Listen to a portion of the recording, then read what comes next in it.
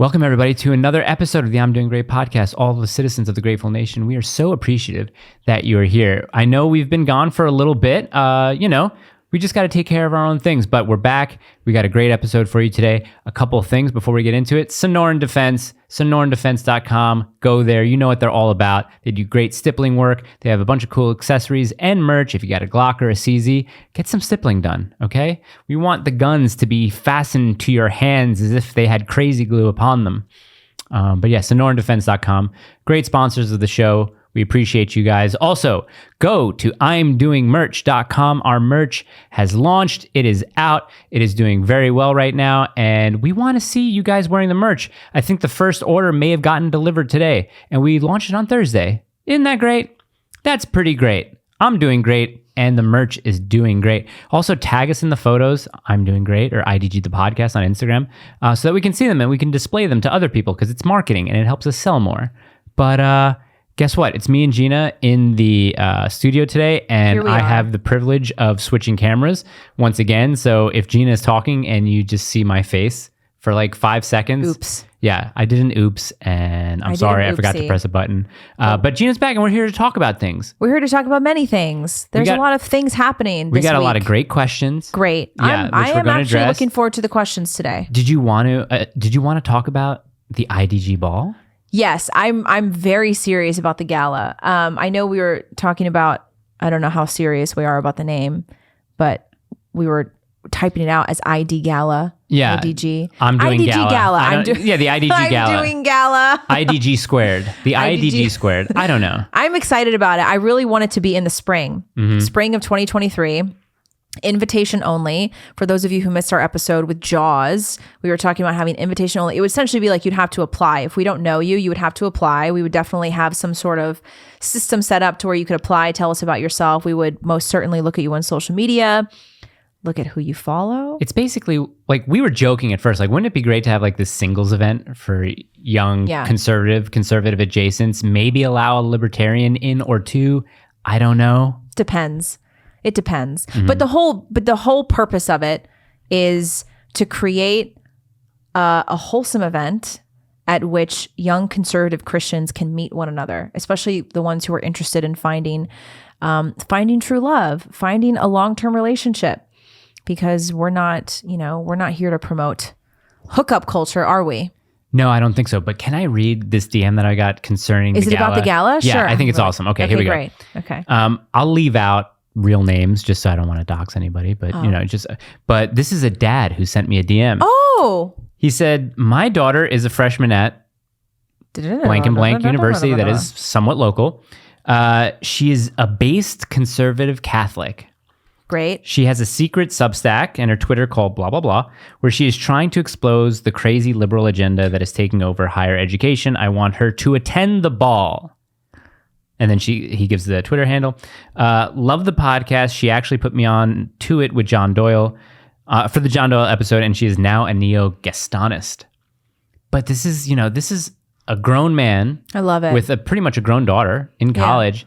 And he's saying, attend the ball. Yeah, this is real. We're not kidding. I want this to be a proper black tie event where young men and women can dress up and look their best and present themselves in the best way. Of course, we'll invite people like... We know. Yeah, like Ali Bastucky. Yeah. We'll invite her. Who else will we invite? A true gala event. Yeah. John Voight. Yes. Well, obviously invite people like Michael Knowles and Matt Walsh. I mean, I doubt that they'll come. They won't come, but we'll invite them. Yeah. But we'll invite people who... A cigar lounge, little cigars set up. You go to a wedding and you get like he's not Cuban, but you always get like some Venezuelan guy who's rolling cigars for people. There you go. I always ask, "Oh, are you Cuban?" "No, I'm Dominican." "All right, what are you doing here, man?" The Dominicans are everywhere. We'll have a little photo booth. My friend who planned my health and wellness event, she can plan the whole thing. Grace, she's great. That's what she does. So we have the ideas and the outline. We just need sponsors, logistics and stuff like that. Yeah. Well, speaking of events, the religious panel, I mean, it's happening, right? It's happening. So Dr. Easley, you gotta book it. Yeah. Book it right now. Okay. Here's the question. There may be a Christmas concert at Dr. Easley's church, at our church that day. So the question is, do we want to book it that day even if he can't come? Okay. Yes. Who do we want to replace him if he can't come? That is something that we'll have to think about. I'm sure there's no dearth of, Protestants in I would and love around to the have Nashville Christopher area. Yuan on. I don't know. Yeah, that could be a good substitute, I think. Yeah, he'd be a great substitute. He is very knowledgeable theologically. Yeah, I mean, right? he was Dr. Easley's student at Moody. Right, okay. So I'll talk to him. I'll text him because I'd love to have him on. Okay. But so okay, we'll book it. 2 event, yeah, definitely book it. We'll I book think the because space. I don't want to lose out on that space for that price and for 6 hours. I think, which is plenty. It's going to be good. Okay. Yeah. Okay. So events. So we got 2 fun events coming up, but in the spring, I mean, what's a good month for the gala? Like April? I don't know. might What be do you think? I think April might be good. Weather might still be nice. It's like before school's out. What is the first day of spring? Whatever we find the first day of spring in 2022, maybe in April. What is it? Okay, so first day of spring 2023 is Monday, March 20th. Okay, maybe let me do it somewhere around then. Yeah, maybe like end of March, early April. Yeah. That sounds the good. start of spring. The start of seasons are spring. changing. Yeah, what are we going to call it? I don't know. Because it's not going to be the IDG Gala. No, I don't know. We can call it something nice. We can figure this. We'd be spending this whole episode. Should we? I mean, names. we got to invite Fick, but his attendance has to be a secret. Like he just shows up. Yeah, because if we say that Fick's coming, it's going to be riots. Yeah, we're gonna have Antifa We come. don't. Here's the thing. Special guests will be in attendance. Special guests. We can billboard some of them. You know what I mean? Right. So and so will be here. So and so will be here. But there will be other special guests. Yeah, we got to get a good DJ. DJ. I could DJ it. Yeah, I could. I actually could. Yeah. Please do. Yeah. No, actually I could, but it might turn into a different event.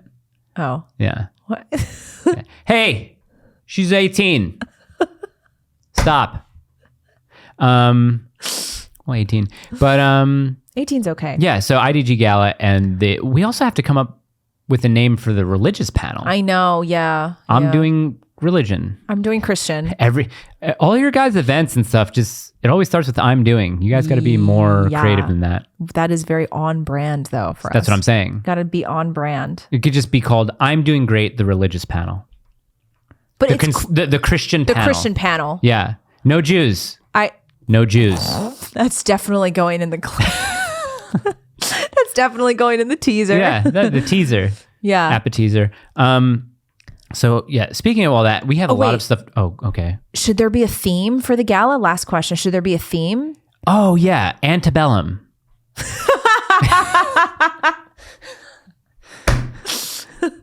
That's No, I don't know. I mean, what? Costume ball? No, I don't want to do that. You want to see people's faces. Yeah. We'll think about it. We'll think about it. Can't do Gone with the Wind. Or maybe The King and I or something like that could be fun. That also, maybe we talk to some theater kids about that. They would probably have a little bit more background to think of a good theme for the ball. I wanted to talk about something a little bit more heavy to start off. Yeah. I didn't talk to you about this because I wanted to get your raw emotion behind it. So a lot of people that follow me know, and that are in the men's club, they know that I promote this channel on YouTube. It's called Active Self-Protection. And what they do is they take a lot of raw police badge cams, raw security cams, and they take clips from around the world of people getting into situations where they either have to defend themselves, self-defense situations that have gone wrong, or police shootings that have happened. And it's all to help people like active self-protection, how to train in situational awareness, how to know, when to use your gun, when not to use your gun, how to de-escalate situations. And I came across this one video that I kind of regret watching it. And I'm not squirmish when I see these things. That's why I don't want you to watch it, but I'll just describe it. It was in Mississippi, broad daylight, I think in the morning on September 11th, this past week. A guy goes in to rob a gas station.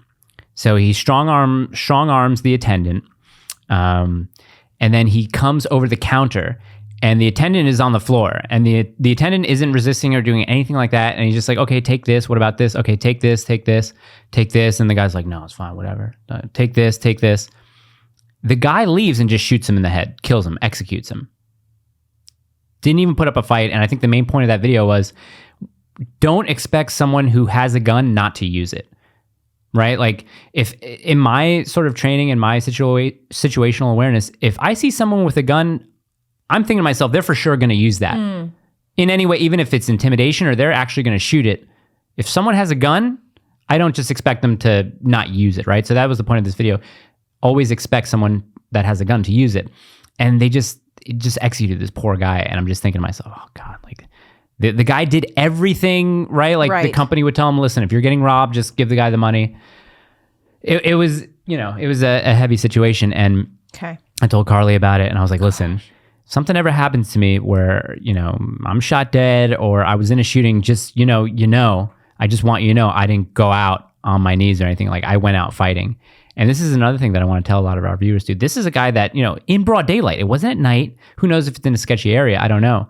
But I'll read you the news story. But in the middle of the day, in broad daylight, the guy was just going to work, doing his job. Tell people that you love, especially your family, act as if it's the last time you're going to see them. That's whenever I say goodbye to Carly and my daughter, I always say it. And as soon as I walk out the door, I always tell myself that could be it. Just to kind of, tell myself that the world is a scary place, but, I said the things I needed to say. That's it. And it's just very real. Let me read you the story about this, because guess what? Do you think this was a first-time felon? Gosh. I'm going to read you the story. Man accused of killing a Tupelo store clerk charged with capital murder could face death penalty. And this is the man accused of murdering a store clerk in Tupelo appeared before a judge for the first time Tuesday morning. Chris Copeland, 26, of Tupelo, is charged with capital murder, meaning he's eligible for the death penalty. He said he tried to rob a Chevron store Sunday morning. During the attempted robbery, he allegedly shot Pavmir Singh, 33, of Tupelo in the head. And they obviously have to say allegedly just before he's actually convicted. But if you watch the video, he does shoot this poor guy in the head. Police said Singh surrendered some money and opened a safe for Copeland. Copeland then ordered Singh to the floor, jumped over the counter, then shot the victim, according to authorities. They kind of abbreviated a little bit. There's a little bit of them going back and forth, and Singh is kind of telling him where stuff is. And then this dude, this piece of shit, he takes what he think is like security hardware. So he thinks he's taking out like the video monitors that whatever's controlling the cameras.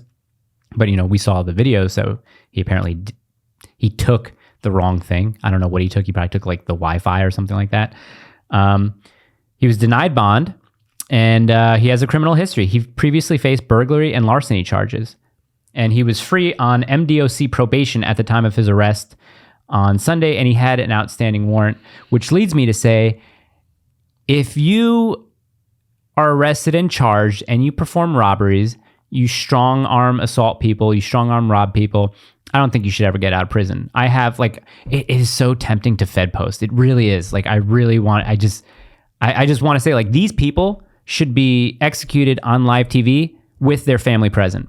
I think they should be lined up against the wall, shot in the head, just like Singh got it. Singh was just expecting to go to work. This guy knew what he was doing. If you watch the video, it is so cold and it's so calculated that it's just so sickening. And there's no such thing as recidivism anymore. Yeah. Because they let everybody out now. Do you know that in Illinois, they're not going to arrest people for burglaries, for grand theft auto, for battery? Oh, yeah. They're not arresting people and charging people anymore with these crimes. I don't know why. And, it's the conservative route to say, oh, well, we got to be tougher on criminals. No, we're not tough enough.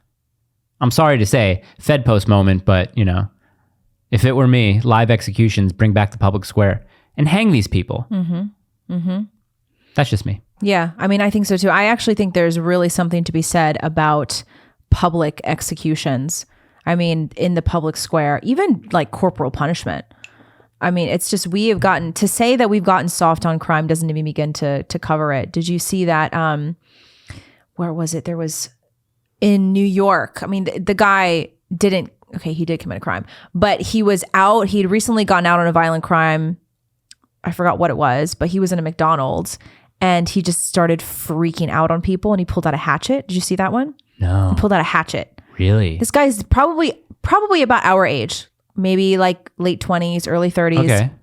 And he's swinging around this little hatchet, and he's breaking all of the glass. Yeah. And just completely terrorizing this McDonald's. Okay. And there wasn't a video before to show what the context was and why he freaked out. But he was saying things like, "I'm New York.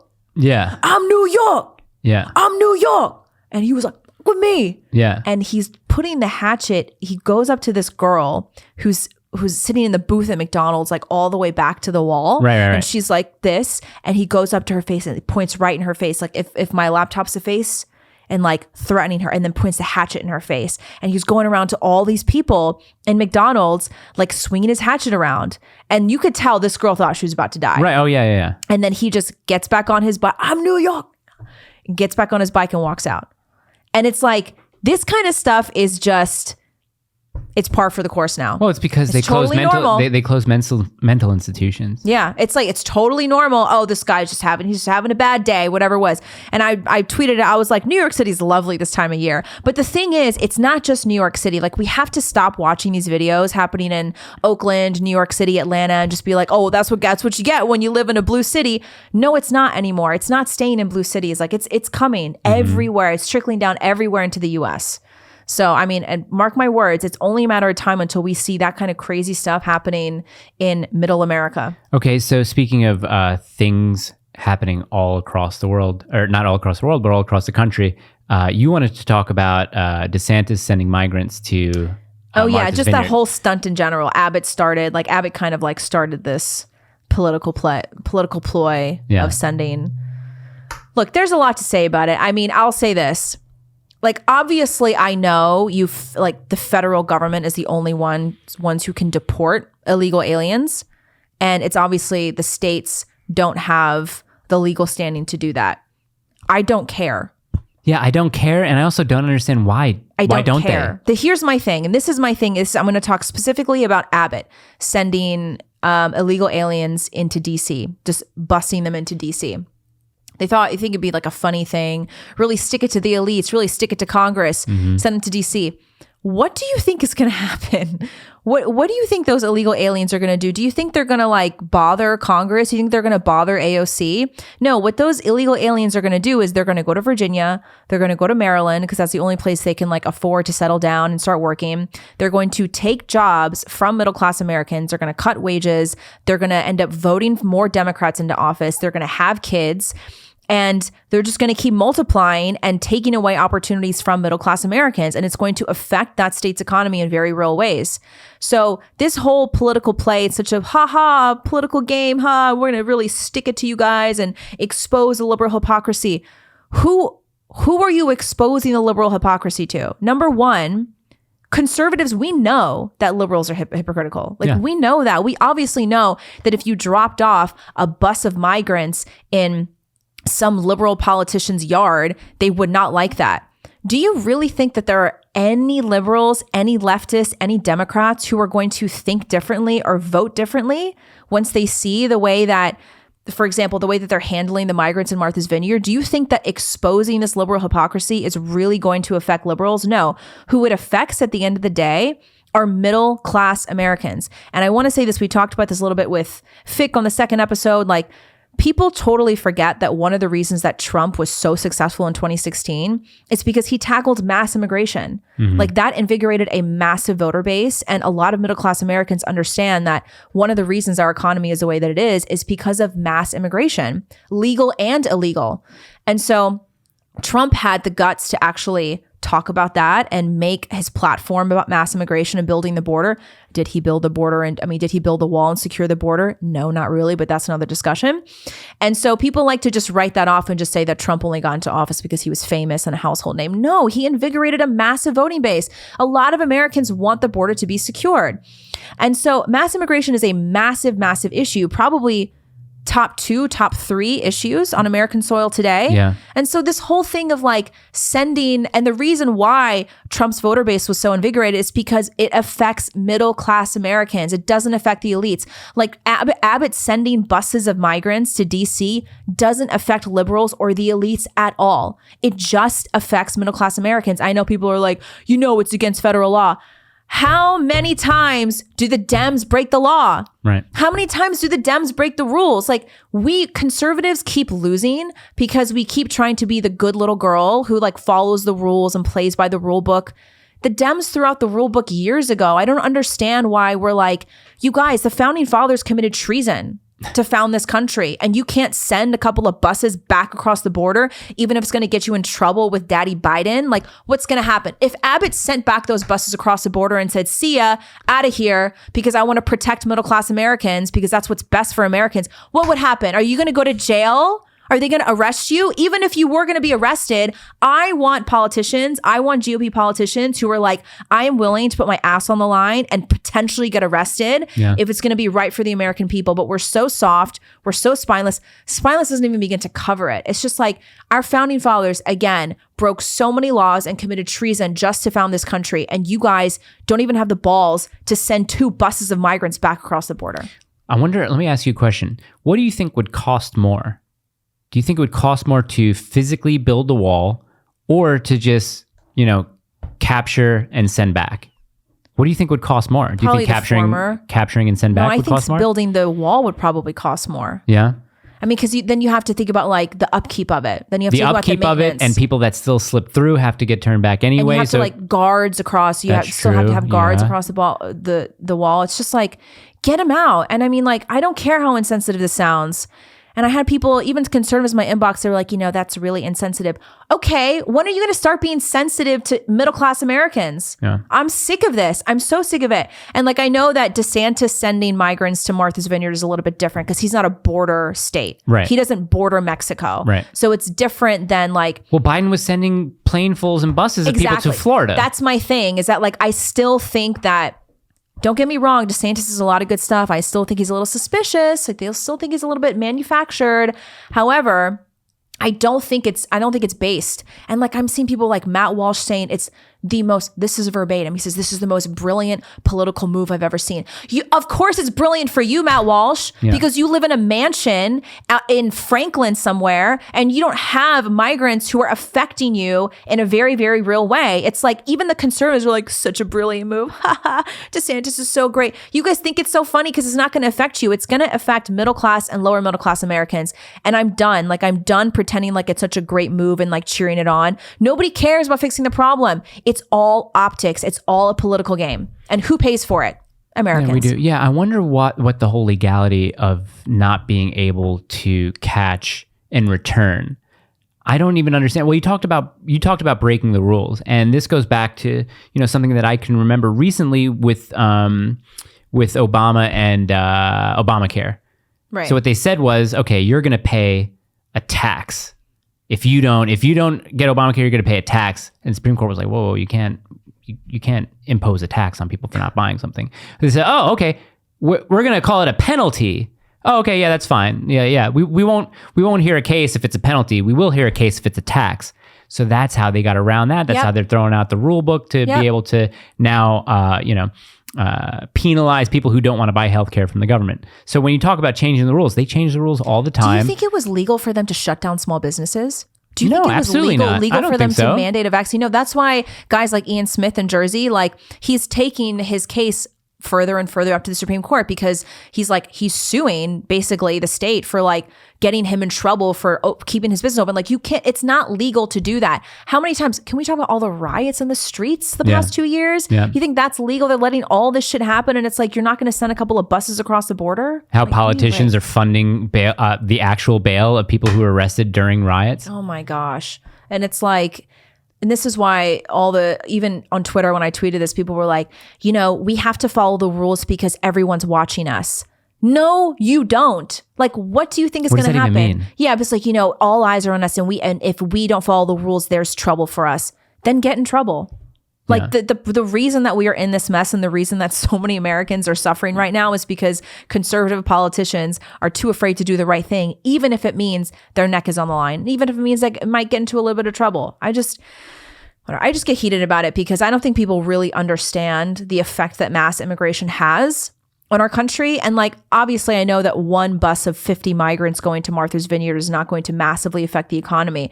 But the fact that politicians would rather play games and just, all these political ploys just for optics rather than doing what's actually right, even if it means breaking the law, that just bothers me. I would love to get back to a point where we have based politicians who don't care. Can we talk about something that while you were talking about migration, and it just would have been one of the liberal talking points? Well, Jesus was a migrant. He got turned away from multiple inns. Did you see? Speaking of, let me see. Are we about to talk about it? No, there was a video I just saw this morning of like, there's this comedian on TikTok who has a lot of followers, and he did this skit of Jesus like carrying this child, and he's like, no, you can't get to heaven unless you have the mind of a child. Now, where can we get rid of this kid? Because we need to like lock you up in a cage. And it's like a person dressed up as Jesus. Yeah. It's like the most blasphemous thing I've ever seen. No. Well, the most blasphemous thing that you've ever seen was something that I shared on our IDG, the podcast story about, I'm not going to give the person any sort of, I'm not going to name her because I really don't want people to see it. You could find it if you go to our stories. But the story's over. It's someone who is using Orthodox iconography, the style of Orthodox iconography, to just totally blaspheme. I can't even begin to describe it. What's one of the guys in the men's club and an ardent citizen of ours sent it to me and like, would you look at this blasphemous garbage? It was a picture of George Floyd as Jesus and George Floyd's mom being coddled at the death of Jesus. And I don't even understand. They had another one of, Mary, Joseph, but just like a woman, a man, and a baby, portraying them as Mary, Joseph, and Jesus, about the whole migrant crisis. They have the that trans crazy lady who started the Stonewall movement or whatever. They had her with, the saint iconography with the halos. And these people are sick. These people don't actually care about religion, but they want to bastardize and they want to blaspheme and they want to provocate us when they don't really actually have religion, or their religion is leftism. That's clear. Yeah. But when I saw this, I'm like, wow, you guys, like, how are you doing this? And then I was going deep into the feed, and I think one of the titles of the post is something like, this is hanging now in an Episcopalian church. And I said, why would a church ever have any of this stuff in the building, in anywhere? So I looked it up, and Episcopalians are, I guess, like they're the mental deficients of the Christian world. Basically, they allow women as priests. They have a pro-choice stance on abortion. I asked people like, hey, does anyone here Episcopalian, or does anyone know about Episcopalians? And like, oh, they're the fallen angels of any of the Protestant denominations. Right. They do have the women. Oh yeah, leading the church. Well, I looked into the Church of England as well, and the Church of England now has women bishops. It's all bastardized. Like, they don't really care about scripture. And the only reason why the Church of England was actually formed was because Henry VIII wanted to divorce, I can't remember, one of his wives, and they wouldn't allow him to do it. So he says, okay, F you, Rome. Right. Start my own church. Right. They're going to let me get divorced. And, that's where the Church of England started. But I don't get it. Well, it brings me back to what Bo said on our last episode, and he's right. He said these people are obsessed with Christianity. Like, they're obsessed with Christianity and with Jesus. Yep. And it's because they have a big gaping hole in their heart. Jesus. What do you want to talk about? Well, the Chrissy Teigen abortion miscarriage thing, I think is worth talking about. That was one of the topics you wanted to talk about? Yeah. I mean, I don't know if you guys, I have my own theories about the Chrissy Teigen miscarriage that happened 2 years ago, but I definitely Is that the one that happened 2 years ago? This is a recent one. This is the one that happened 2 years ago. So the gist of the story is that she'd come out on social media and said, guys, I had a miscarriage, blah, blah, blah, blah, blah, blah. And people were like, oh, sorry. We can put the photos here. I'll send them to you, because she posted, this is September of 2020. So this is the height of the pandemic, where everyone was locked down. Small businesses couldn't open. People weren't allowed to visit their dying relatives in the hospital, weren't even allowed to have funerals. There's a lot of footage going around of fathers who were not able to be in the room with their wife when she had, when she had like a stillbirth or a miscarriage, but you weren't even allowed to be in there with her. For the OBGYN appointments or the sonograms or anything like exactly. that. Yeah. So this is a time where but that was the height of the time where a lot of dads and family members just weren't allowed to be with their wives, family, whatever. So she says she has a miscarriage, right? She posts like multiple professional photos. Yes. Of herself miscarrying. Right. Both she and her husband are not wearing masks. John Legend. Yeah. Who's gay. Obvi. And there's also a theory that Chrissy Teigen is a Thai lady boy. Really? Yep. I don't know. Okay. I don't know. Maybe. Don't know. But anyway, she comes out. How does it come out that she actually had an abortion? So she was at some sort of summit, and they were talking about choice. And in the summit, on the panel, on stage, she said, I didn't have a miscarriage. I had an abortion. I also want to backtrack and say, when she had the miscarriage, because it was a miscarriage, She wrote extensively about how much she suffered from it. Like she had some placenta issues with her so physical issues afterwards. So her placenta separated. Okay. Essentially, she was 20 weeks. She had to be induced. Okay. And she had to have an epidural and she had to deliver the baby. And it was, I'm guessing, a stillbirth, or the baby just did not survive much longer after the baby was born. Wait, so you're saying that she did have a miscarriage, or that, or she's saying that she had an abortion? She's saying she had an abortion. Now she is. Now it's convenient to say she had an abortion. Oh, but she actually miscarried. She miscarried. And she wrote a blog post for Medium about her miscarriage. And so she's lying about it being an abortion so that she can sort of be in good favor with the pro-choicers. And so she can help promote the abortion message. Yeah. Because the abortion message is abortion is healthcare, abortion saves your life, and abortion is interchangeable with miscarriage and stillbirth. That's what they want you to believe. Gotcha. That's what the conventional medical system has done. They have like recoded a lot of these things. We've said this before, I get a lot of women who message me that say, I had a miscarriage and had to have a D&E.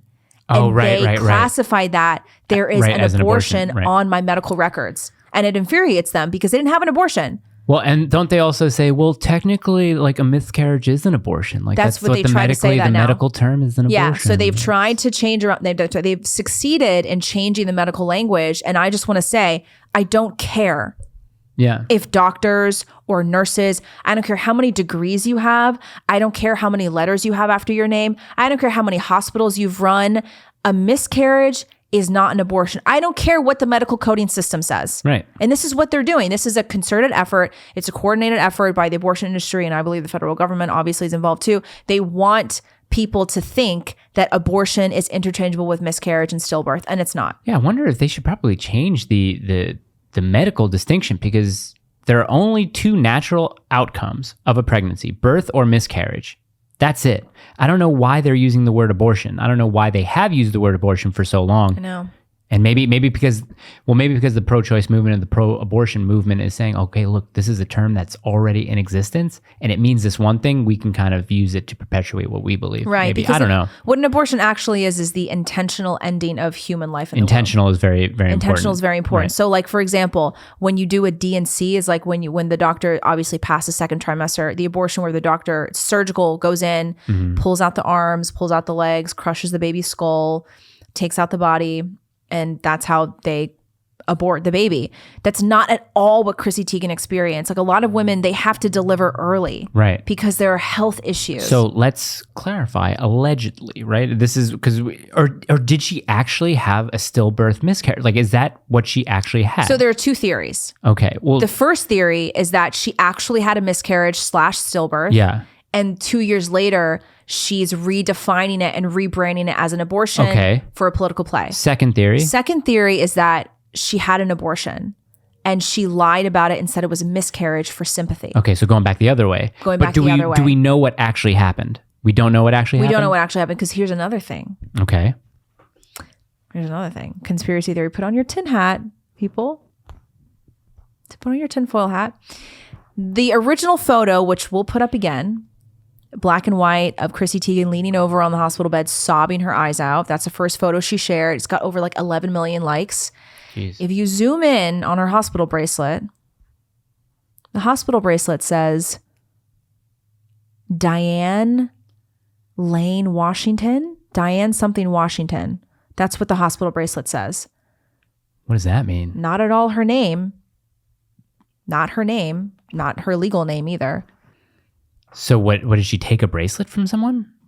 I don't know. There's some theories. I don't know if I'm allowed to say these theories because, she's heavily protected by the, Well, what we're saying, these are just theories. Allegedly, these are things that happen. Okay. We're not, putting it in record as saying this is what happened. The theory is, not my theory, the theory is that she completely faked being pregnant and miscarrying / stillbirth because just before she got pregnant with her third child, she deleted 60,000 of her tweets that were very pedophilic in nature. 60,000? 60,000. And there's a lot of screenshots of her tweeting like really heinous things like, I'm watching Toddlers and Tiaras and I'm turned on right now.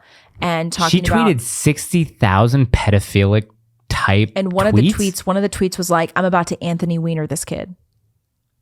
What? Yeah, it's crazy. So there's a theory, we can call it crazy QAnon theory, I don't know, whatever, but there's a theory that she never was pregnant. She just pretended to be pregnant and miscarry so that she could basically clear her name in the headlines for anything else and just like garner sympathy. It's just a theory. It's just a theory. It's not true. It's not false. We don't know. We're speculating. The views and opinions of the show of their hosts only, I guess, right? I don't know. Well, these aren't my opinions. Oh, right. These aren't your opinions. Right. You have opinions about opinions. Yeah. We're Right. just sharing other people's opinions. Right. We're just reporting. We're just doing our due diligence. Not a crime. Yeah. So anyway, that's the whole thing. But regardless of what actually happened with Chrissy Teigen, it is really, really crucial for women especially to understand that the world, society, the medical system, experts will try desperately to convince you that abortion is healthcare that is necessary for women who have experienced miscarriage or stillbirth. But this is what they're doing, is they're trying to emotionally manipulate you into thinking that if you do have a miscarriage and if you live in a state that has very strict abortion laws, that you're not going to get care for your miscarriage. But it's like, what do you think women did before Roe versus Wade was enacted? Like, obviously they were getting healthcare treatment for miscarriages and stillbirths since the dawn of time, since the dawn of the medical system. Yeah. So like Roe versus Wade has no effect whatsoever on care for miscarriages and stillbirths. But they want you to believe that they're related because they want to manipulate women into thinking that we need Roe versus Wade. We need abortion care. Right. But there's no such thing as abortion care because abortion is murder. Abortion is an act of violence. It's kind of weird that women are told in order to be a successful woman, you need to perform violence on your unborn children in order to succeed. It's very demonic. It is child sacrifice. Oh Sacrifice your child in order to succeed. Sacrifice your child in order to have a boss. Sacrifice your child to be a boss bitch. The boss bitch is big now. Yeah. There was another person who fantasized about my daughter being raped. Oh, really? Why do they do that? So I tweeted, just because a woman is raped doesn't mean that her child should be murdered. Right. And so I tweeted about why, like, it's just asinine to think that a child should pay for his or her father's crimes by the death penalty. And this so-called conservative person who follows me said, that's an incredibly vile take. What would you say when your daughter's violently raped? Would you force her to carry the child to term? And I said, first of all, why are you fantasizing about my infant daughter being raped? Very weird. And second of all, I'm not going to kill my grandchild because I said to her, because I'm a normal human being who values innocent life. Also, the whole forcing thing. You as a mother to a hypothetical daughter who gets raped, at the end of the day, you can't force it. Well, I mean, you can. You can physically hold a gun to her head for 9 months and say, you're going to deliver this baby or else I'm going to shoot you, daughter. For whatever reason, I'm going to shoot you. But at the end of the day, your hypothetical daughter is going to do what she's going to do. Yeah. There's no forcing. Now, you're not going to support a decision to abort, but you would support her decision to have the baby, obviously. Like, the person who needs the most support, emotional, physical, financial. I mean, imagine knowing or being told, through a friend of a friend, hey, I have this friend, she was sexually abused, she was raped, and she wants to have her baby. It's like, okay, how can we help? How can we help? What can we do to help? There needs to be more of that. Yeah, exactly. We need to step up more and offer to help. But it's like, I don't know why the first response is to kill the child. It's like, obviously we agree with you that women who have been raped really need care and love and support. Yeah. Now more than ever. But I don't understand why their first go-to is like, well, when your kid gets raped, it's like, okay, calm down. And what's funny is there's this guy, his name's Joshua Fontanilla. His wife she wrote like this really great CRT packet for Blexit. They're just this great couple. They've both been teachers in the high schools for a really long time, recently left California to go to Florida, and they know the education system inside and out. And I don't think he listens to our show, but he responded to Reese, what is wrong with you fantasizing about young girls, like minors being raped? And I was like, thank you. Yeah. And there was another person who commented like, why are you even imagining a minor being raped? Like, because they're sick. They're sick in the head. That's the devil putting those ideas inside their heads. Not today, Satan. Not today, Satan. I'm doing a really bad job at You're doing a great job. Liking these. I had a back and forth with a pro-abort the other day on the IDG. Was it on the IDG Instagram or my personal one? But she was telling me, Oh, so do you think I am a demon for having an abortion? I said, yes. Oh my God. I think that's a pretty demonic thing to do, to kill your own baby. She said, well, I had health issues. No chill. And I said, well, what health issues, and why didn't your doctors try to deliver the baby? Oh, because of all these things I don't want to get into right now. And in my head, I'm like, okay, you didn't have an abortion. It never happened, whatever. If you're going to come at me and tell me that you aborted your child, you should also have the same tenacity to tell me what happened to you. She's like, I don't want to tell you right now. That's a whole different thing. I bet you don't. I said, okay. She kept on saying fetus, fetus, fetus, fetus. I said, why are you speaking Latin? Why are you saying fetus? Just say baby. She was like, well, it is a fetus. And I was like, oh, well, when you went to your 12-week for your sonogram, did you ask the doctor, how's my fetus doing? She said, actually, I did. And I said, don't lie to me. I said, you could say whatever you want, but don't lie to me right now. I know you did not. No woman says, how's my fetus? In the world says, how's my fetus? And she says, no, okay, I asked, how's my child doing? I said, of course you did. I was like, I don't think anything that you said happened, because you just lied to me about the most, like, harmless part of the conversation is lying. Right, exactly. No way. So, I mean, these people are crazy. And then I was like, oh, okay, she makes jewelry or whatever. And she's like, yeah, my husband would beat the shit out of you. And I looked at like her profile on her husband. I was like, no, he wouldn't. He's probably fat. No, he's like one of these people that has like the long, semi-long beards, but like has a lot of patches in them. Looks like he watches anime and is like a theater kind of guy. You know what I mean? Like one of those. Drinks Chardonnay. No, drinks a lot of Mountain Dew Code Red. Oh. Like kind of like one of those kind of dudes. Not fat. Okay. Should be fat, but not fat. Right. Probably will be fat one day. Yeah, and I was like, I'll debate you any day of the week. She's like, yeah, I'll debate you. I said, okay, I'll go on a live right now. Not now, because I'm going out. And I was like, well, how convenient of you to have plans. How did instead she of find taking you? care of your was this kids. Like, it was this no, they don't follow us. I don't know how they find us. Yeah, how do they find us? I mean, they hate find us. Yeah, maybe. They hate find us. Maybe they hate find us? Yeah. Is it bad for me to tell women, I don't think you had an abortion? I think you're making it up. It's definitely not. No, you can absolutely say that. I think it's demonic, man. It is. There's nothing. It's obviously it's demonic. What if you killed your daughter? That'd be demonic. I think so. I think it's demonic to chop off pieces of your body because you feel like you're not the person who you're supposed to be. I think it's demonic to murder the growing and living human that's inside of you, who you're supposed to care for the most in the world, and who demands love from you. It's the only person in the world really who demands that. I think it's demonic. It really is. I think it really is. And I think people who shout at other people for having a problem with that are also demonic. It's just anyone who has, well, what's your problem? Why does this affect you? Listen to me, demon. The reason why it affects me is because I don't like people who kill kids. I don't have any sympathy for them. Yeah, they should die.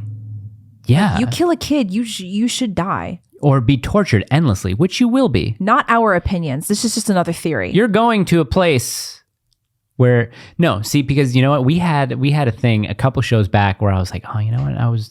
I was doing something and it felt like heaven, and I think heaven exists on earth. And you were like, well, if this is heaven, I don't know, this sucks. Do you remember you said that? Yeah, I remember that vaguely, yeah. Yeah.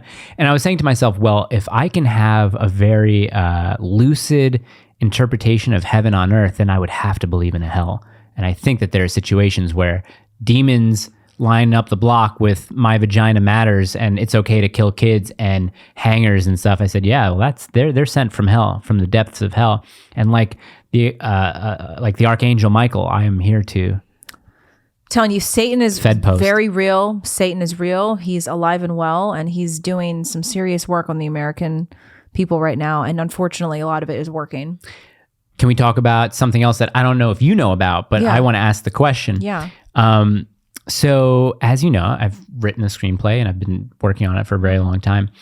And a buddy of mine said, a buddy of mine who's going to produce the screenplay, help me get it produced. And I've known him for a while. He's a great guy. He said, hey, a friend of mine just landed this lead role in this show. It's on Hulu. He's got the lead role on it. So watch it. Let me know what you think of him. I think he'd be good for your main character. I said, okay. So I started watching it. And I texted him after the episode because he was like, dude, how do you think? Did you like the episode? I was like, this is softcore pornography. This is like weird. What was it? Also, I hate this guy, like the character that he plays. Like, I hate him.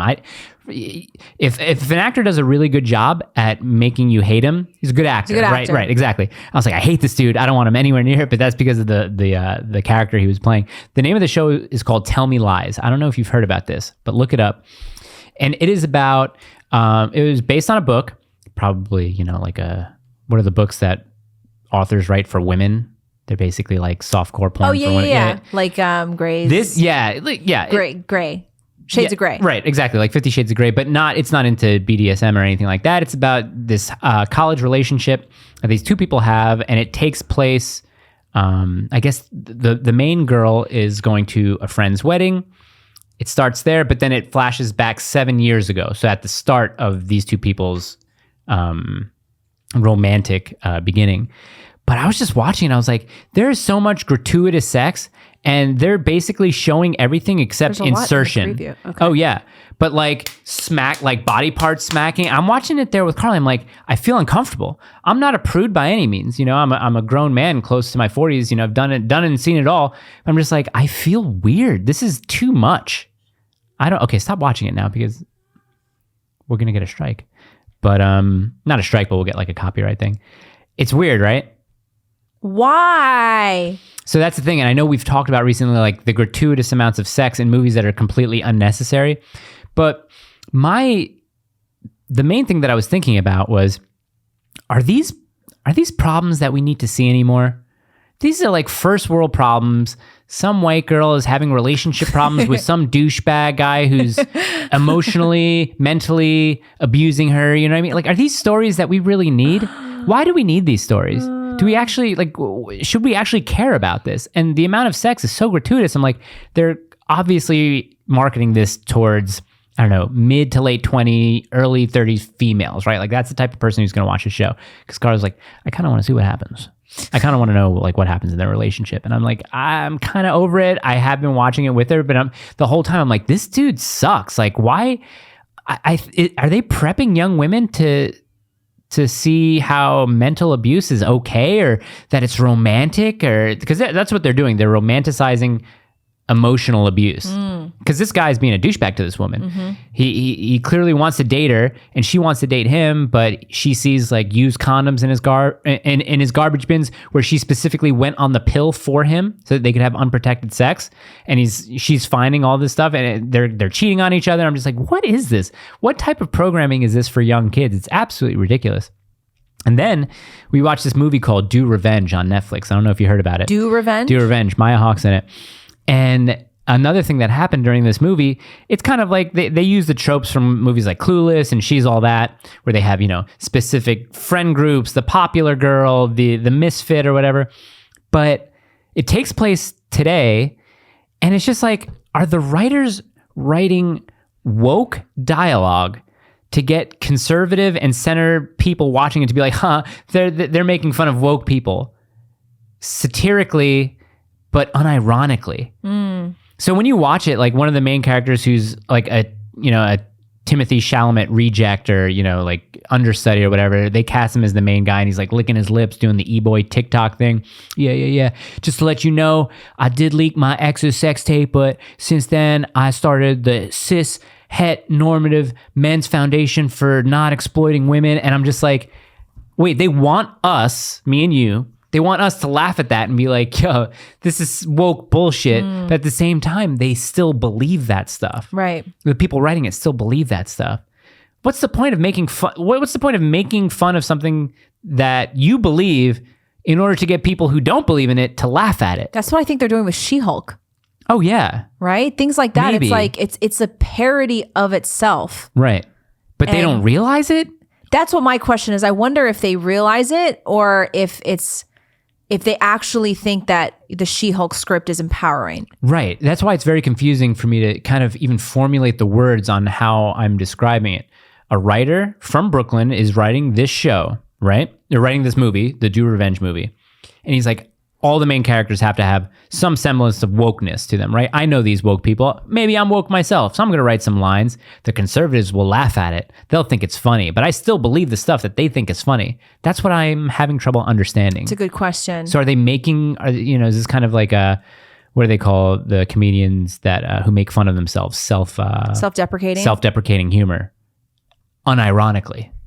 That's what I don't understand. But TV in general has just gone down the drain in a way. But it's indicative of our culture is what it is. Like the gratuitous sex, there's just no reason for it. It's not even like, it's uncomfortable. It's not even sexy. No, it wasn't sexy. I was just like, and here's the thing too, because, and it happened because I'm going to discuss some Game of Thrones spoilers or House of Dragons spoilers. I was just thinking about that show too. I'm caught up. You're caught up? Okay. Spoiler alert, we're going to talk about House of Dragons. Did you watch last night's? Oh, I'm not caught up. I didn't watch. It doesn't have to do with anything with last night's one. Okay, but spoiler alert. The last episode. Yeah, where she's with her uncle. Right. But also with the knight. The knight, with Kristen. Sir Kristen, right? Why? Not even that why. People are like, oh, she's 18 years old. I'm like, it doesn't matter. She looks 12. Here's the thing. And I said that to my brothers because I was texting them. I was like, yo, there's some pedo stuff right now going on. And they were like, well, it's the Middle Ages. It's supposed to be like mirrored against the Middle Ages. And, people got married at 12. I'm like, I get that. I don't want to see it. Does that make sense? Like, I don't want to see it. That's the thing. This show, Tell Me Lies, the main girl is a freshman in college, 18, and the guy that she's dating is a junior, right? She's getting slammed up everywhere, butts and stuff like that. I'm like, this is an 18-year-old girl. It's kind of weird. It's a little weird. I don't care if the actor's 20 or 22. It's the same thing. That's why I refuse to watch. They try to put it in our minds like this is a 12-year-old being, right. This is even if it's an 18-year-old actor. That's why I'm not at all interested in watching shows like Euphoria. It's like they're high schoolers. Euphoria, though, is cinematically very beautiful to watch. Yeah, but isn't there a lot of like drug use? There's a lot of drug use, sex? and they're high school kids. I don't know if there's. I can't remember because I did watch the first season. I don't know if there's like explicit sex. I don't know. Like I can't remember how explicit the stuff was, but the Tell Me Lies stuff was pretty. I was like, whoa. I felt uncomfortable. Like, and people are gonna be, especially the guys watching, like, oh, you're such a loser or whatever. Like, nah, dude. Like once you have kids, it kind of changes. It kind of rewires your brain where you're like, I'm not comfortable with this stuff. Yeah. That's why I'm someone who thinks that people should have kids. Even if you see someone and they're like, oh, they shouldn't be a mom. I'm like, you'd be surprised at how much better a person somebody will come once they become a parent. I think I covered everything I want to talk about. Did you cover everything you want to talk about? Because we can go straight into questions and then we can just widescreen this. That way I don't have to keep my hand here. Let's do questions. All right, let's do questions. I'm going to eat some biltong. Sims, I love biltong. Protein snacks, teriyaki beef, biltong. Can I have a bite? Yeah. So it's different from jerky because biltong, what's the difference than jerky? It's kind dry. It's drier and... Let's look it up. Biltong is an old process that dries and preserves meat, adding a blend of spices, giving biltong a flavorful taste. It's high in protein. Okay, so jerky is cooked at a low temperature to slowly dehydrate it. Yeah, biltong is cured and marinated for 24 hours and then hung on hooks to air dry for up to a week. Hung tong. Thank you. Okay, so let's get into everyone's favorite segment when we eat into the microphone. Right. Let's get into some questions here. From Thelonious D. How do you maintain faith in trying times or moments of doubt? How do you maintain faith? Yeah, you gotta be, for me, it's being in the Word every day, praying every day, and making sure that you're a part of a spiritual community that can help support you. What's great is even if you don't have a community, the faith is in you, not you alone. It's just, well, I have, now that, I am a Catholic. I am saying this very proudly now, I'm a Catholic. Where we differ on, saving grace, being saved, or what's the word? Protestants believe that faith alone, right? No. Well, Catholics believe through works you will find salvation. Catholics believe through the church, which is different. No, through works. Through works. But it's got to be through the church. Through works, through the church. Protestants believe in through faith alone. It's not, well, that's... As a whole, I'm speaking generally, right? Like that's kind of like what the once saved, always saved and faith alone, right? Like no, there's a lot of difference. There are huge splits in Protestantism. Oh, really? Yeah, they say there's a big split between once saved, always saved and not. Well, guys, any Catholics in here, if I'm getting this wrong, through works, what I believe through works, they mean by going to confession, being baptized. Sacraments, saying the rosary, that kind of thing. And I got to tell you, I started praying the rosary last week. Really meditative, really quiet. It helps you shut everything else out in your life. It is a form of meditation. It's quiet meditation and it's quiet prayer. The Hail Mary, the Our Father, the Apostles' Creed, the Hail Holy Queen prayers, all these kind of prayers I find really, really interesting.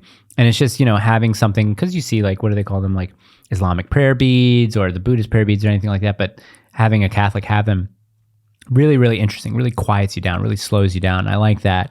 And at the religious panel, I would want to ask them, like, okay, Protestants, okay, Bryson, why wouldn't you believe and promote something like saying the rosary? Like, what does this go against, Theologically. Theologically, right? Right. And I think that's a really cool question. But to answer your question, how do you maintain faith in trying times or moments of doubt?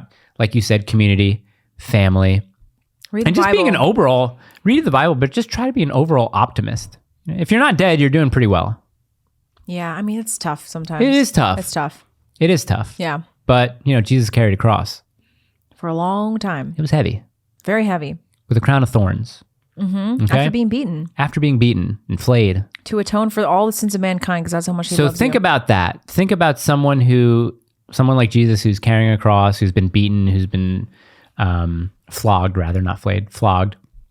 Think about if he lost his faith through that trying time. I don't think he did. I think his faith was even stronger and more emboldened. So if Jesus could do it, you can do it too. Yeah. I don't know. Maybe. I don't know. Yeah.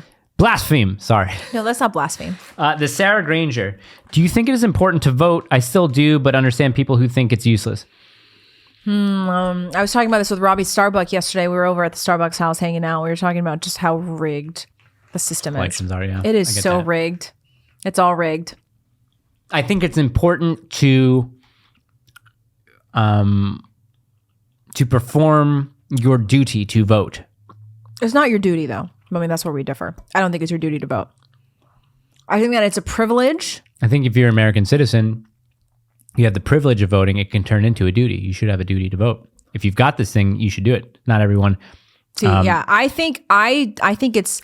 I don't think it's a good thing to say that it's our duty to vote, because it's not our duty to vote, because voting is not a duty. It's not a right. It's a privilege that I believe should be earned by certain people in society. That's my take, though. I don't think it should be a duty. It's not a duty, because once you say it's a duty, it's like people will show up and vote without any knowledge, without any information, and they vote for the wrong people. In your opinion. That's my opinion. Right. That's my take. That's not the IDG take. No, right. It's the Gina take. It's 50% of it. It's the ID Gina take. Oh, Did you ID like that? Gina. Yeah. Did you like that? I believe it. I'm not gonna say people's names anymore. They know who they asked the question, who you so are. I'm just right.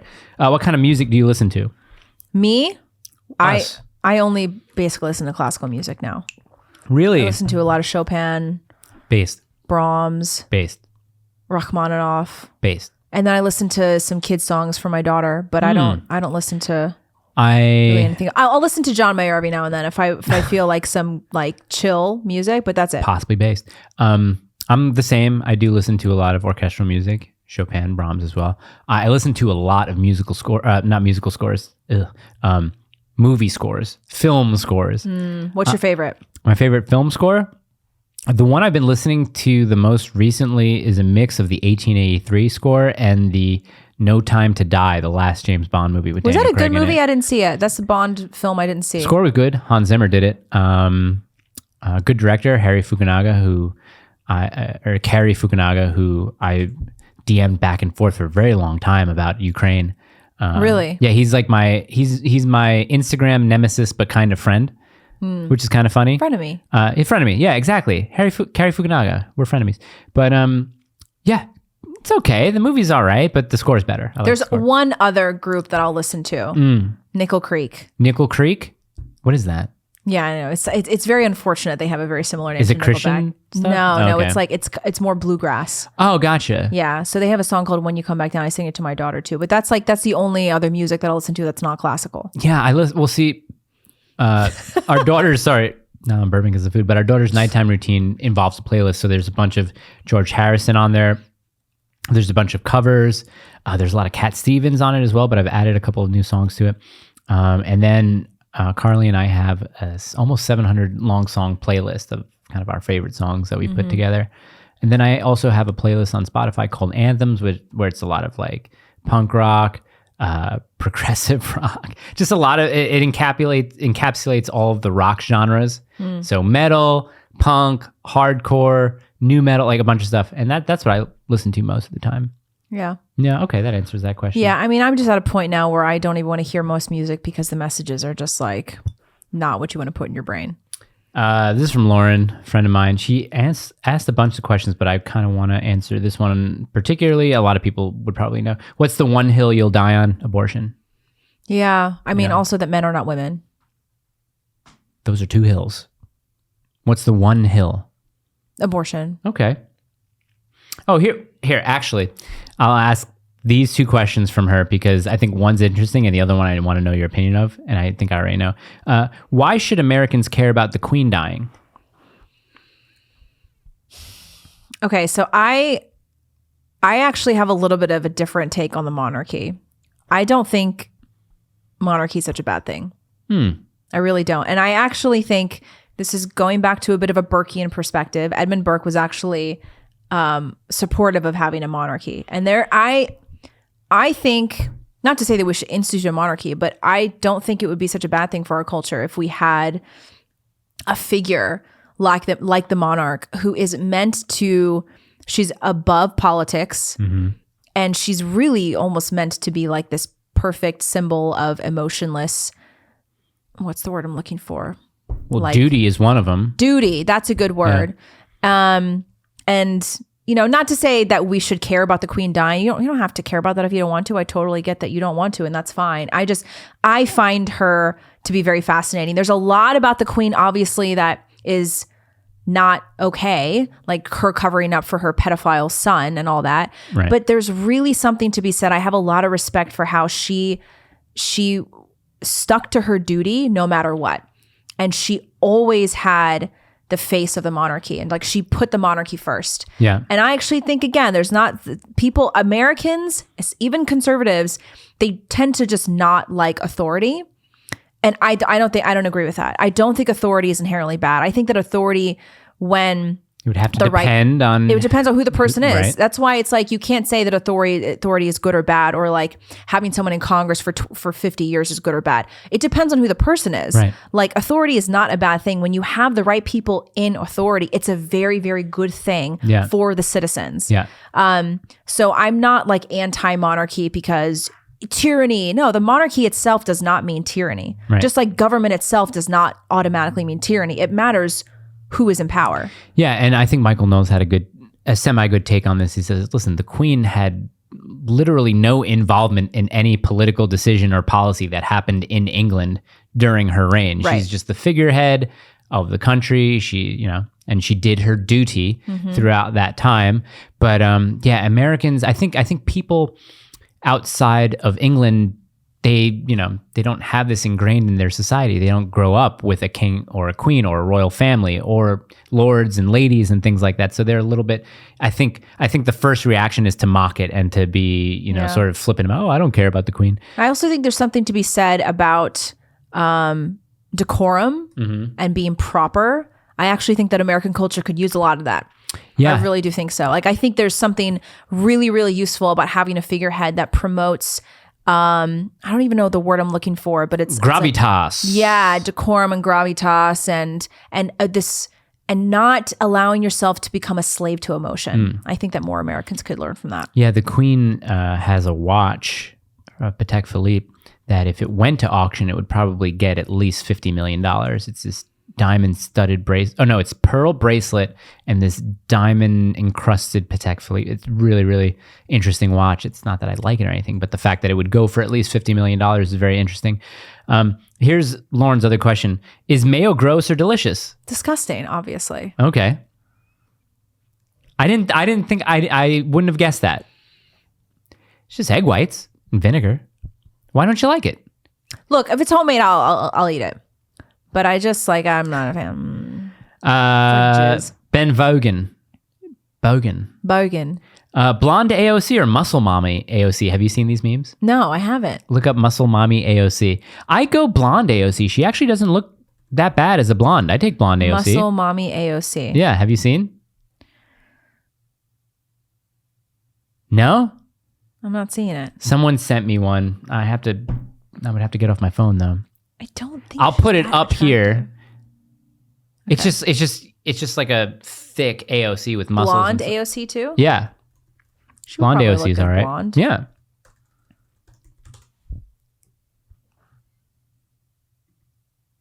What do you think? It's not here yet. Oh, I've seen this one. Yeah. Yeah, she looks cute blonde. Right? Let's go, AOC. Bring those heavies on the show. Right? Yeah, let's go. Bring the heavies on the show, AOC. Yeah. Let's talk about your white boyfriend who's obviously gay. Oh, no. Yeah, he's obviously Why are they a always flaming gay? homo. Where does Gina get all of her dresses? I want to buy more. I rent most of my clothes.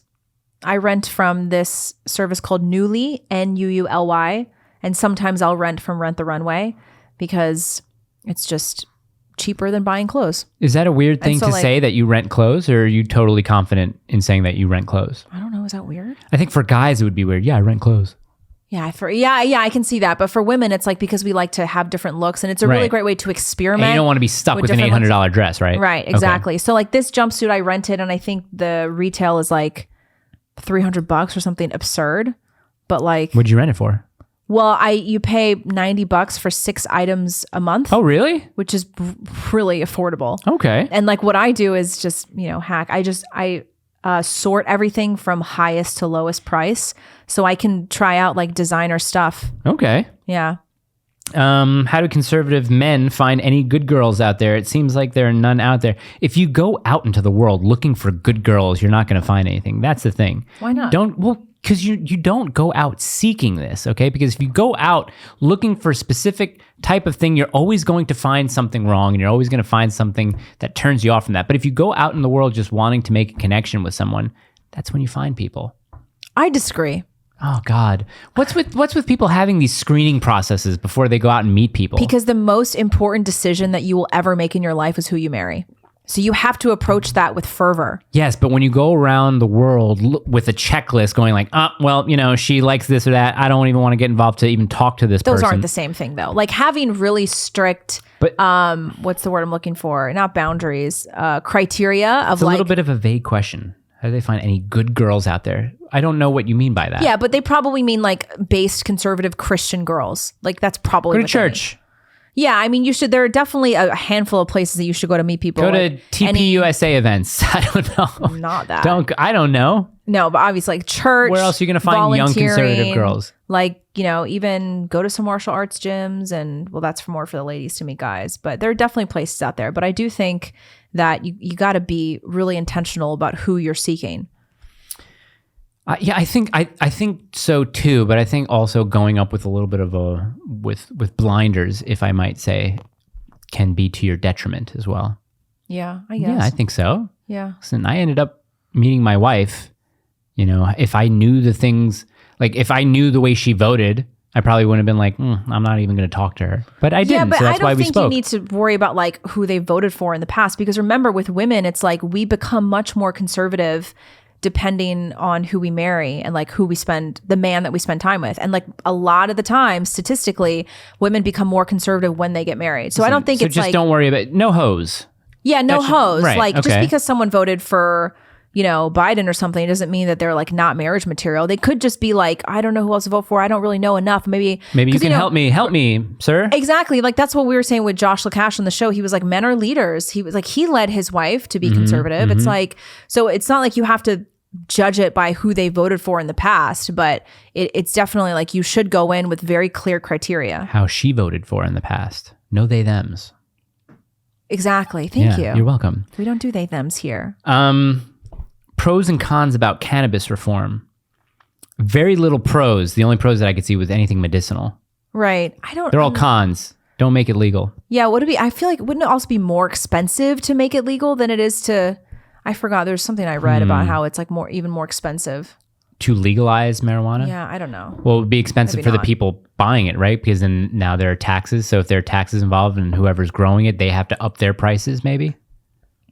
I don't know. Just When you legalize stuff, you make it more expensive, right? That just makes sense. illegal. Just make alcohol and all of it illegal. As an active duty member, how do I fight the regime without losing my job? I don't know if I can give that that's good tough. advice for that. We're not active members of the military. I hate hearing that. That's such a bummer. Yeah, I wish I had an answer for that. I don't know. me too.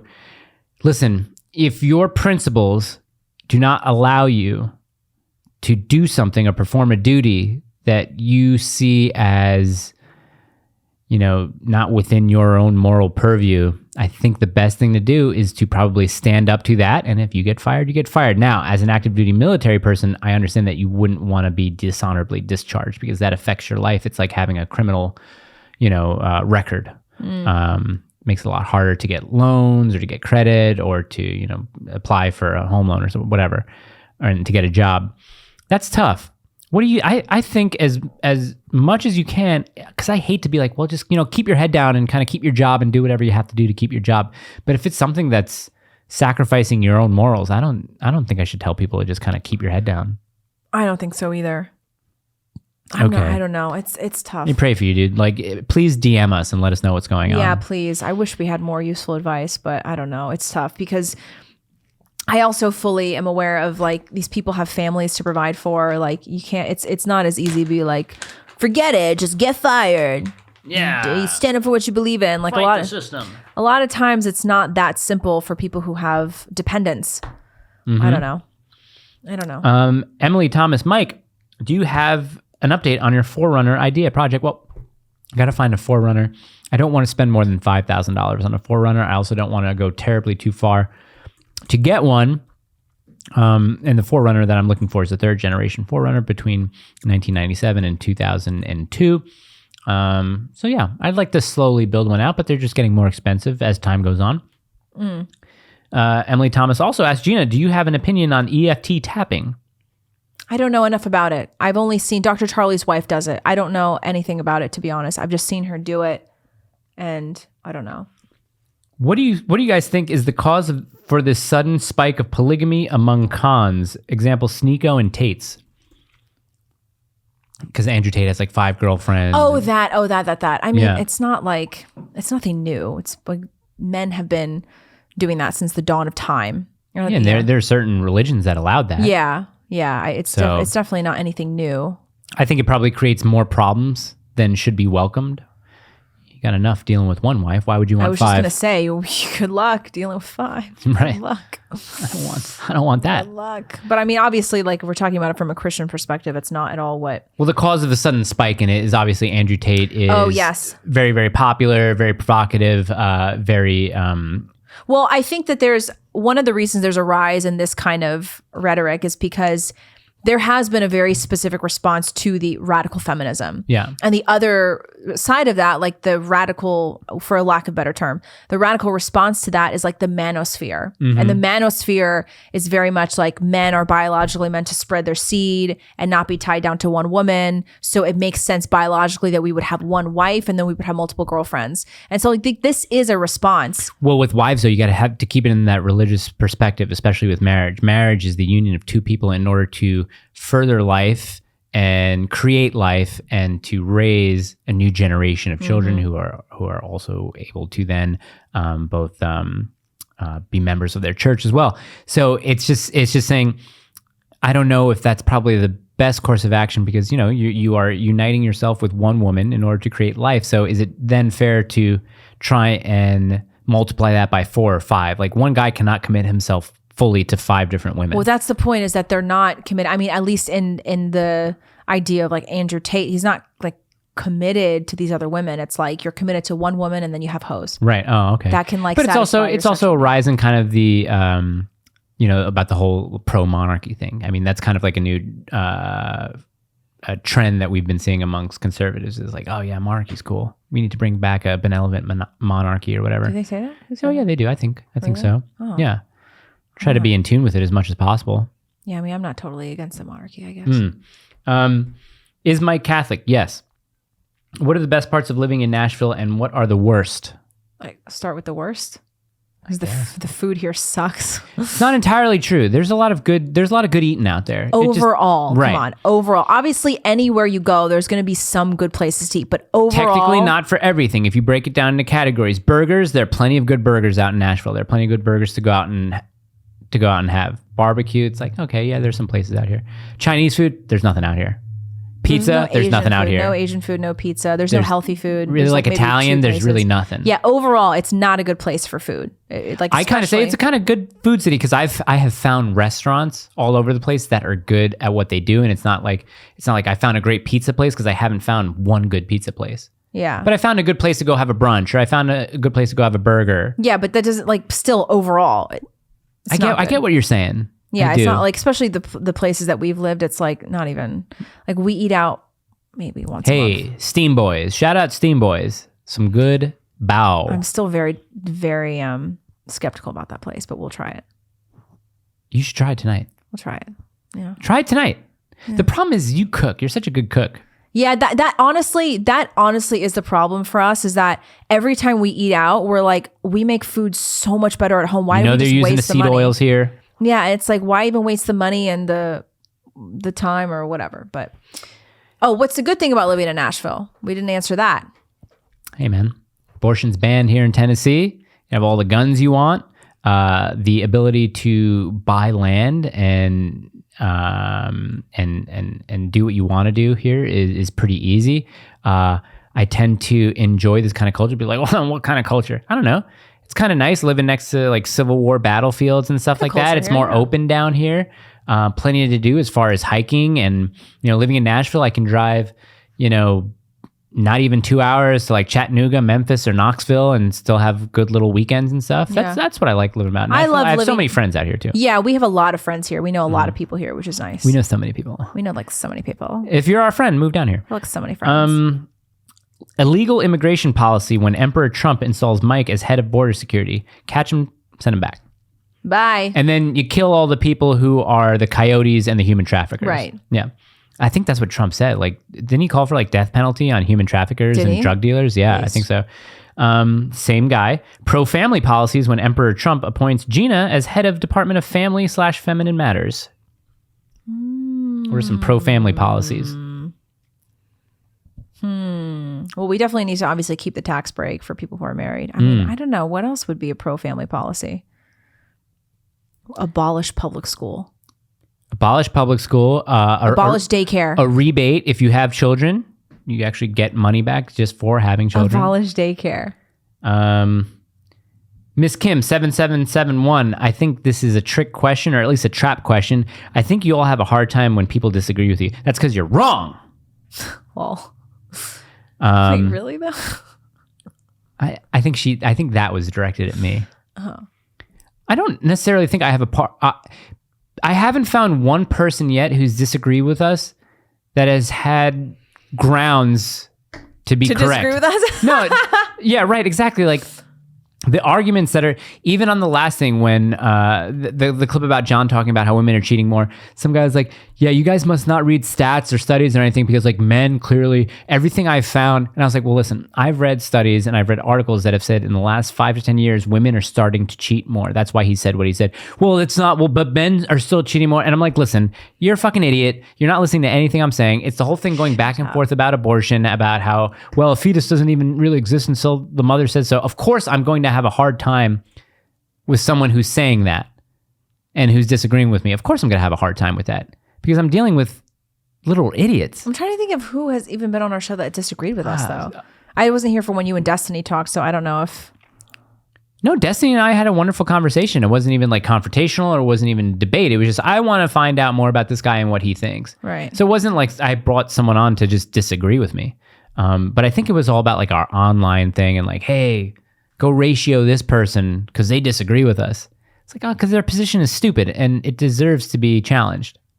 Yeah. Do we have a hard time with people that disagree with us? Maybe I do. I don't know. Oh, no.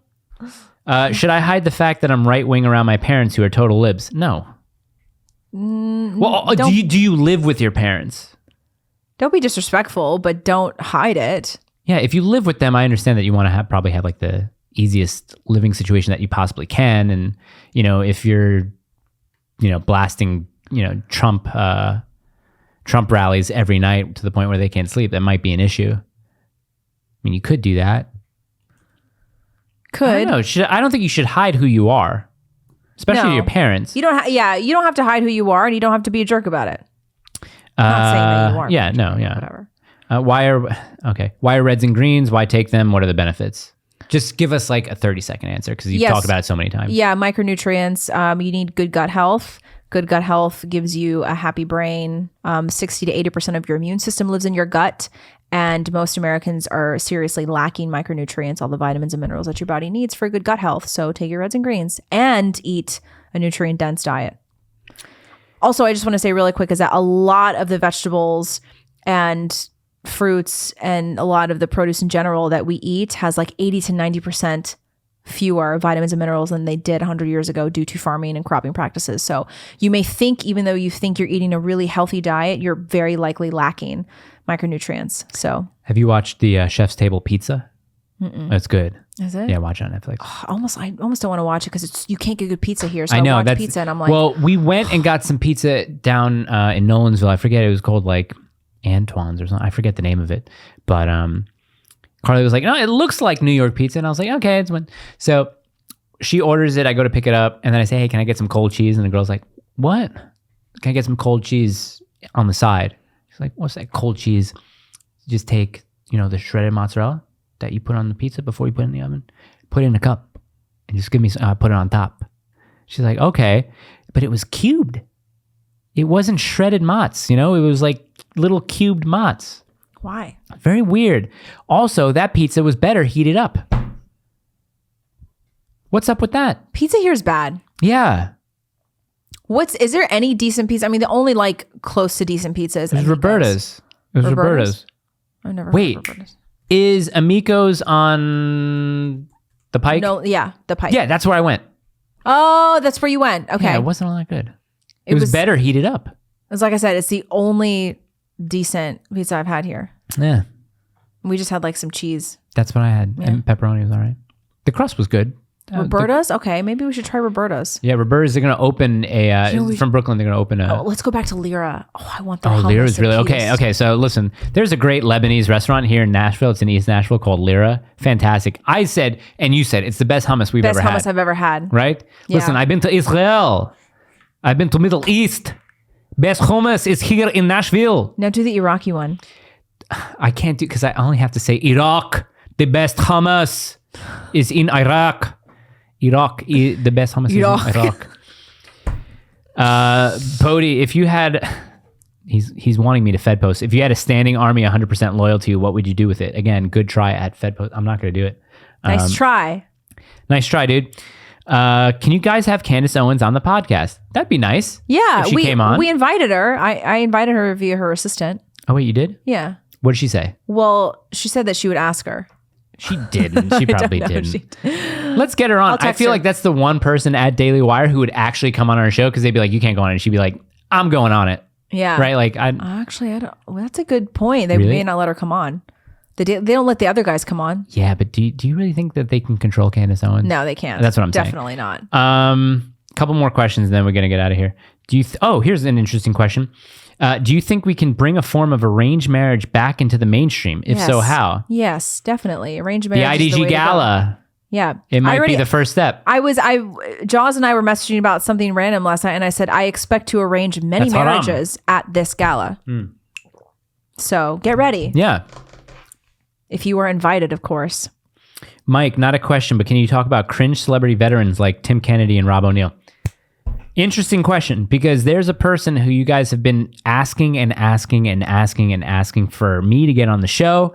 He DM'd me yesterday. He's going to come on the show, and this person is probably the best person that I would direct this at, other than actually Rob O'Neill and Tim Kennedy. Can you say who he is or not yet? It's going to be surprised. I want to confirm it. Okay, I want to confirm it, and then when it's confirmed, I will announce it, and this guy knows who I'm talking about probably.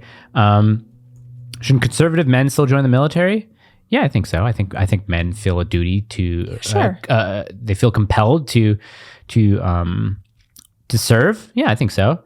That's a good question. Is Gina NSA? Oh, that's because someone accused me of Fed posting, and I was like, dude, I am a Fed, and actually Gina is worse than a Fed. I'm NSA, and he was like, what? I was like, Gina's NSA. Why do you use TikTok? Is it worth it helping the CCP? Why do we use TikTok? Yeah. I haven't looked at it since we've done the new one.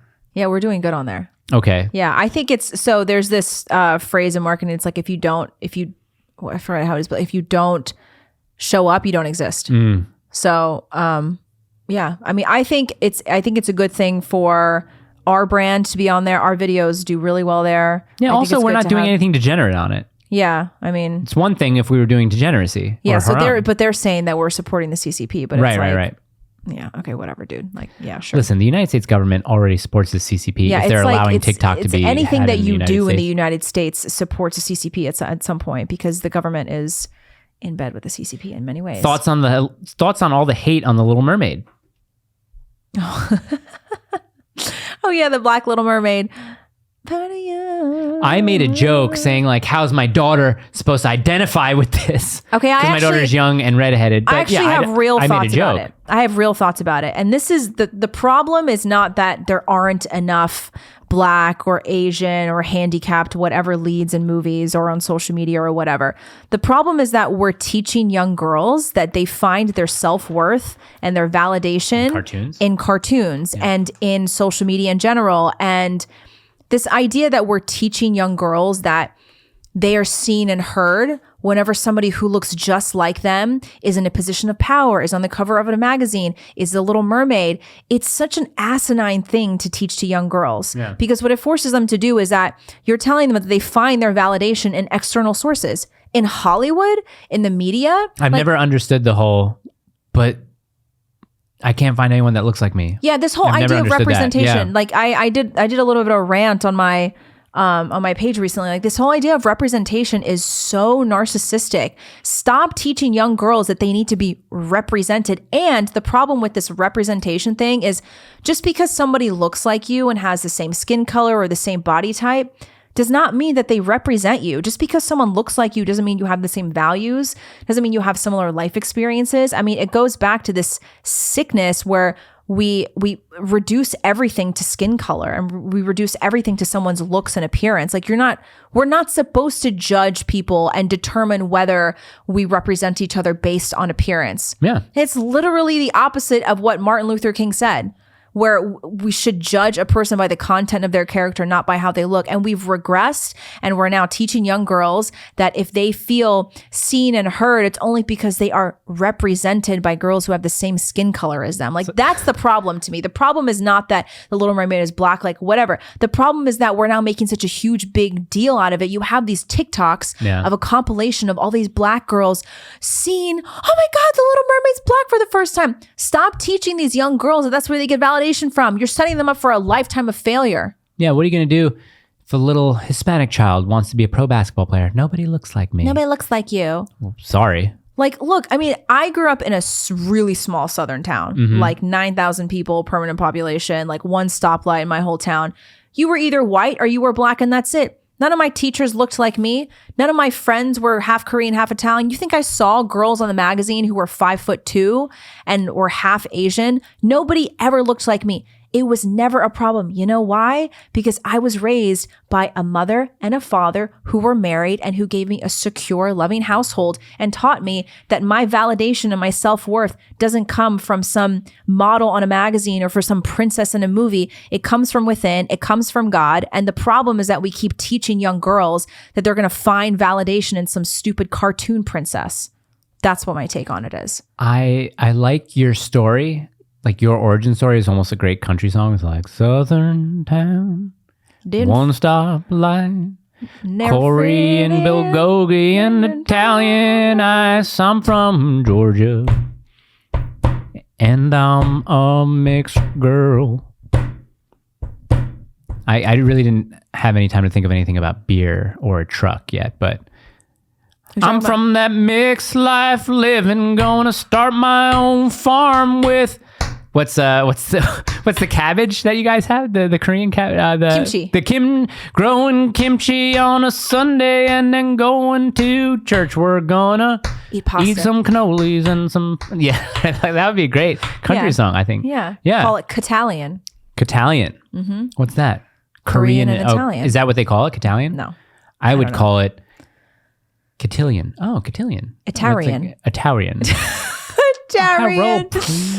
So Bobby Lee, Carly and I were listening to, I think Andrew Schultz had Cheeto Santino and Bobby. You know who Bobby Lee is, right? Yeah. He said there's a really, really dirty joke. If you guys don't like dirty jokes, you're talking about it. He was like, what did he say? He was saying, like, imagine like you were banging some Asian girl and you're like, oh my God, it feels so good. And she looked at him and she was like, Riri? Oh my God. I just thought that was hilarious. The way that Bobby Lee said Riri. Like, imagine like any Asian girl turning you on and she said really like that. Yeah, you like this? Riri? Ew. That's Sorry. vulgar. Okay, yeah, sorry. Last question. This is for adults only, this show. Remember when I used to get mad at people telling me not to curse? Yeah. I still do curse. We haven't cursed yet. Oh no, I think I said Padre Pio cursed shit as once. Shia LaBeouf. Shia LaBeouf cursed as Padre Pio.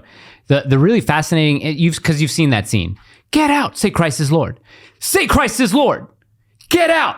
Well, you haven't seen that scene? No. Look it up. Go to YouTube, right? Christ is Lord, get out, Shia LaBeouf. If you put that in, I think they may have taken out the F word out of it.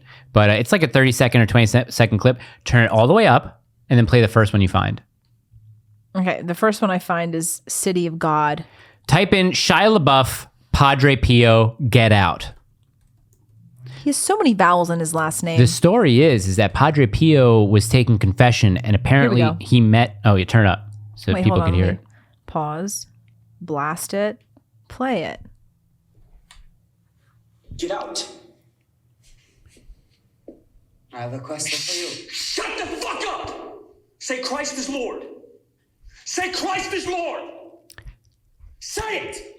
You say Christ is Lord. Get out. Get out. So what that was about is that apparently Padre Pio was taking confession and this person goes to him and he's hearing this person and Padre Pio says, there's something about this person. This person was the devil. This was a demon. So he was saying, you say Christ is Lord. The demon couldn't say it, obviously, because he's a demon. So Padre Pio was saying, you get out of here.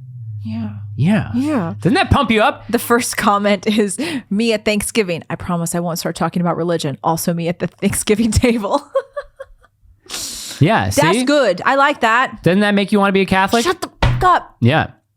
People were saying, well, he would never do that. And then someone else was saying, listen, when you're in the presence of a demon, you will say whatever We've you have had to a say. lot of Catholics comment and say the Catholics are allowed to curse though. So I don't know what it is. Well, someone asked this question. Do you talk about politics at the, I gotta try and find the question. This will be the last one before we leave. Do y'all talk politics at Thanksgiving/Christmas? This was one of those things like, should you talk politics at Thanksgiving? And I think, yeah, it's just like, know your audience, know who you're talking to. If it's going to be this big sort of kind of unfruitful discussion or just kind of like this weird vibe, don't do it. Obviously, you don't want to ruin the Christmas or Thanksgiving vibe. I mean, my family does, but we're all conservative. Right, so exactly. Yeah. Well, that's what I'm saying. You never want to kind of put the one liberal into a corner and make him Right. feel bad about being there.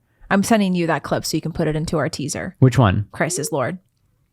I can put it into the teaser. I know where to find it. I can put it into the teaser. I don't want to put it into the video. Yeah. Just put it into the teaser like, Christ is Lord. Well, that was saying, that was a meme that I saw where I started using it. It's like me now, where I am now. I guess it's like a form of evangelizing. I just go around saying that people are demons and I will exorcise you because Catholic priests are the only people who exorcise people. No. Catholic priests, yeah. No, Protestants exercise. Oh, please look that up. I think you're mistaken. You know, I've seen Protestants talk about exorcism. Yeah, they're probably talking about it. I don't think they perform them. Let's ask Dr. Easley. You Yeah. wanna call him right now. Meet the Protestant exorcists, Christianity Today. Is that one? Is that they're interviewing one guy? No, meet the Protestant exorcists. I don't know. I'm going to look up something different. Are Catholics... It says compare Catholic and Protestant exorcism. Exorcism is thriving. This is an ABC News article. Exorcism thriving in U.S., say experts. Yep. It says so someone on Quora, so it must be true. Many Protestants perform exorcisms, and like Catholics and Orthodox, we are reluctant to accept anyone as possessed. Yeah, I'm pretty sure that as a general rule, it's not like you can't perform exorcisms as a... Oh, I thought only Catholics did that. No. Weird. Interesting. There are a couple great movies if you like exorcism movies. There's The Rite that Anthony Hopkins is in. That's really interesting. about a guy who is in seminary and he starts having doubts on his faith. So the head of his seminary sends him to the Vatican, where he kind of is an understudy of an exorcist. It's really good. Yeah, really good. Okay, that's it. That's all we've got. That's all we got. Go to all the links in the description. I'mDoingMerch.com. Go get some merch. Tyrese. Say bye. Say bye to Tyrese. Bye, Tyrese. Bye, Tyrone. See y'all motherfuckers later. All right.